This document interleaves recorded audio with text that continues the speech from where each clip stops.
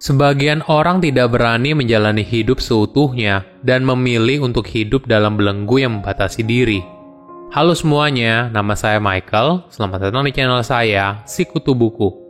Kali ini, saya akan bahas buku The Four Agreements karya Don Miguel Ruiz. Sebelum kita mulai, buat kalian yang mau support channel ini agar terus berkarya, caranya gampang banget. Kalian cukup klik subscribe dan nyalakan loncengnya. Dukungan kalian membantu banget supaya kita bisa rutin posting dan bersama-sama belajar di channel ini. Buku ini membahas soal kebijaksanaan suku Toltec kuno dalam menjalani hidup. Seringkali kita membatasi diri untuk mencapai apa yang kita inginkan dalam hidup. Miguel sendiri tercerahkan ketika dirinya hampir meninggal karena kecelakaan mobil. Kejadian ini membuat dia menyadari kalau hidup itu bukan hanya soal kesuksesan atau kekayaan materi. Ada hal yang jauh lebih memuaskan. Pertemuannya dengan seorang syaman mengajarkan Miguel tentang sebuah rahasia kebijaksanaan kuno yang diterapkan oleh suku Toltec dalam menjalani hidup. Saya merangkumnya menjadi 3 hal penting dari buku ini. Pertama, kebijaksanaan dari suku Toltec. Miguel lahir di Meksiko, belajar kedokteran, dan bekerja sebagai ahli bedah selama bertahun-tahun. Kemudian, suatu hari hidupnya berubah karena kecelakaan mobil yang hampir membunuhnya. Jadi, Miguel menjadi murid dari seorang syaman, orang yang diyakini memiliki kemampuan supranatural dan bisa menyembuhkan penyakit. Melalui syaman itu, Miguel belajar soal kebijaksanaan kuno yang berasal dari suku Toltec. Sebagai informasi, orang Toltec tinggal di Meksiko Tengah, terdiri dari para prajurit dan seniman yang hidup pada abad ke-6 dan abad ke-8. Suku Toltec dikenal sebagai pemahat batu yang legendaris dan seniman yang banyak meninggalkan bangunan dan ukiran batu. Tradisi mereka adalah pendidikan dan pengetahuan yang diturunkan ke generasi berikutnya. Miguel akan menunjukkan bagaimana konsep dan ide Toltec dapat membantu kita mewujudkan potensi penuh dalam diri untuk menjalani hidup yang seimbang, bahagia, dan tidak terjebak dalam beban harapan orang lain. Dia mengatakan kalau kita harus menjadi seorang prajurit seperti suku Toltec. Bedanya, ketika zaman dulu menggunakan tombak dan panah. Di zaman sekarang, menggunakan ketajaman pikiran. Suku Toltec sudah paham kalau setiap manusia harus bertarung di dalam pergumulan batinnya. Ini adalah pertarungan dengan cara pandang lama yang sudah mengakar jauh sejak kita lahir. Cara pandang ini ibaratnya mencuci otak kita sejak kecil, di saat kita terlalu muda untuk bisa berargumen dan berpikir kritis. Sejak pertama kali membuka mata di dunia, seorang anak diajarkan bagaimana caranya untuk hidup, entah itu melalui orang tuanya, gurunya, atau lingkungan sekitar. Anak itu juga belajar perilaku mana yang baik dan perilaku mana yang buruk. Ibaratnya, anak itu diajarkan bagaimana menjadi manusia. Miguel menyebut hal ini sebagai domestikasi. Bagaimana dunia luar memiliki pengaruh yang signifikan terhadap cara kita menjalani hidup. Saking kuatnya domestikasi, hingga di satu titik kita tidak perlu orang lain untuk mengajarkan kita caranya untuk hidup. Kita bisa menjadi orang yang mendomestikasi diri kita sendiri melalui serangkaian kepercayaan dan sistem reward dan punishment yang sudah kita pelajari sebelumnya.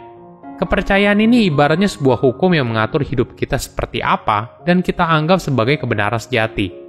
Namun di sisi lain, istilah domestikasi umumnya tidak terlalu positif. Hal ini mendorong kita untuk menjadi takut dan mulai menghakimi. Saat kita dihukum karena tindakan buruk dan dihargai ketika kita mematuhi aturan dunia luar, kita terobsesi dengan hadiah. Pemikiran ini lalu mendasari kita untuk melakukan tindakan yang baik hanya demi menerima hadiah. Padahal, kita harus melakukan tindakan yang baik demi tindakan itu sendiri. Di sisi lain, hukuman karena tidak mematuhi sebuah aturan membuat kita merasa seperti orang yang tidak cukup baik. Berdasarkan ini, Miguel percaya ketakutan terbesar kita adalah menjadi diri kita yang sebenarnya. Kedua, cara pandang baru dalam hidup. Kita bisa terbebas dari belenggu masa lalu. Miguel menyarankan ada 4 kesepakatan baru yang bisa kamu buat dengan dirimu hari ini. Kesepakatan pertama, be impeccable with your word. Artinya, menjadi sempurna dalam perkataan. Ini merupakan kesepakatan pertama yang paling penting, namun sulit dijalankan. Miguel menjelaskan kata impeccable berasal dari bahasa Latin, yaitu kata dosa, dan awalan kata tanpa. Dia juga menjelaskan kalau dosa berarti segala sesuatu yang bertentangan dengan siapa dirimu yang sebenarnya. Jadi, menjadi sempurna dalam perkataan berarti kamu bertanggung jawab atas tindakan yang kamu ambil dan tidak menghakimi apapun. Konteksnya bukan hanya tidak menghakimi orang lain, tapi juga diri sendiri. Miguel menjelaskan, perbedaan besar antara seorang prajurit dan seorang korban adalah korban merasa tertindas, sedangkan prajurit menahan diri. Perlu dipahami, terkadang kata-kata itu punya efek yang luar biasa di luar bayangan kita. Kata-kata merupakan fondasi dari sebuah konsep, cara kamu memberikan label kepada orang lain, dan kepercayaan. Kamu harus berhati-hati sebelum berucap, karena mungkin saja dapat menciptakan sebuah ilusi kehidupan yang berbahaya. Tips sederhana yang bisa kamu coba adalah biasakan untuk berucap sesuai dengan maksud yang ingin kamu sampaikan. Apabila kamu ragu, lebih baik diam saja. Kesepakatan kedua yang bisa kamu buat dengan dirimu adalah don't take anything personally. Artinya, jangan mudah tersinggung. Jangan biarkan ucapan orang lain menyakitimu. Apa yang orang lain katakan tentang dirimu bukanlah kenyataan yang sebenarnya. Namun, itu merupakan realita yang mereka lihat. Misalnya, ketika seseorang merasa kalau kamu adalah orang yang kasar, mungkin hal ini berasal dari interaksinya ketika mood kamu sedang buruk. Tapi, apakah setiap saat kamu merupakan orang yang kasar? Tentu saja tidak. Kita harus punya jati diri yang kuat sehingga kita tidak perlu bergantung pada pendapat dan penilaian orang lain untuk membuat diri kita merasa bahagia. Inilah yang membuat Miguel menekankan, jangan mudah tersinggung. Karena ketika kita berhenti bersikap seperti itu, maka kemarahan, iri hati, dan kesedihan akan hilang. Masih berkaitan dengan kesepakatan pertama, di sini kamu juga harus ingat kalau kamu adalah orang yang bertanggung jawab dengan dirimu. Kita tidak perlu fokus pada informasi yang berasal dari luar diri, melainkan fokus menerima semua kelebihan dan kekurangan di dalam diri serta mulai memperbaikinya. Ketiga, melihat hidup dengan lebih jernih. Kesepakatan ketiga adalah don't make assumptions, artinya jangan buat asumsi. Kamu harus punya keberanian untuk bertanya dan mengungkapkan apa yang ada di pikiranmu. Gunakan bahasa dan cara penyampaian yang mudah dipahami untuk mencegah terjadinya salah paham. Asumsi seringkali mengarah pada penderitaan karena hanya berisi sedikit kenyataan dan sisanya hanya imajinasi kita sendiri. Semakin sering kita berasumsi apa yang orang lain pikirkan, maka hal ini malah akan membuat kita menjadi stres. Contoh sederhana yaitu ketika pasangan saling berasumsi. Sebagian orang seringkali berasumsi kalau pasangan mereka tahu apa yang mereka inginkan. Dampaknya, ketika pasangan mereka tidak berperilaku sesuai dengan asumsi awal, maka mereka menjadi kecewa dan marah. Mereka menganggap kalau pasangannya tidak perhatian lagi. Padahal, jika mereka berdua bisa berkomunikasi dengan jujur dan jelas, hal ini bisa dicegah.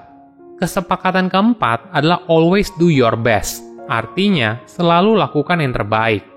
Nikmatilah prosesnya dan tanpa kamu sadari, maka kamu sudah mencapai tujuan yang kamu inginkan. Melakukan yang terbaik artinya kamu harus berusaha sebaik mungkin pada hal yang bisa kamu kontrol. Dampaknya, kamu akan menikmati kegiatan tersebut, bukan hanya menikmati hadiah atas suksesnya kegiatan tersebut. Miguel mencontohkan bagaimana cara kita melihat pekerjaan. Jika motivasi utama kita bekerja adalah uang, maka kita tidak pernah melakukan sesuatu dengan usaha terbaik. Mungkin saja kita mendapat gaji yang besar, namun ada bagian yang kurang dan tidak membuat kita bahagia. Apa yang orang lain katakan tentang dirimu bukanlah kenyataan yang sebenarnya. Mulailah bertanggung jawab atas hidupmu sendiri dan selalu lakukan yang terbaik. Silahkan komen di kolom komentar pelajaran apa yang kalian dapat ketika baca buku ini. Selain itu, komen juga mau buku apa lagi yang saya review di video berikutnya. Saya undur diri, jangan lupa subscribe channel YouTube Sikutu Buku. Bye-bye.